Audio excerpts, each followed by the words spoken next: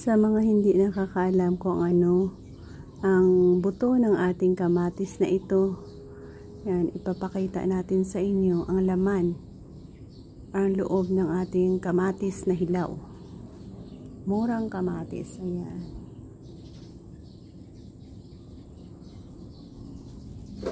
So, ano nga ba ang laman nito?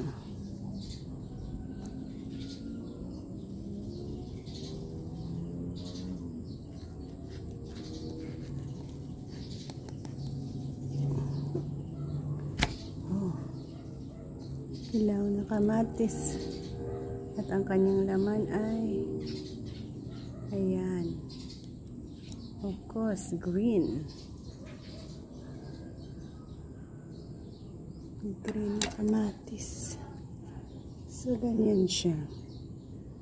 So ganyan ang texture ng kamatis na ito. Isang kamatis na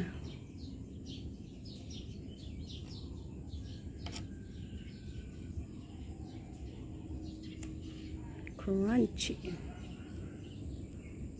Hilaw pa kasi ito.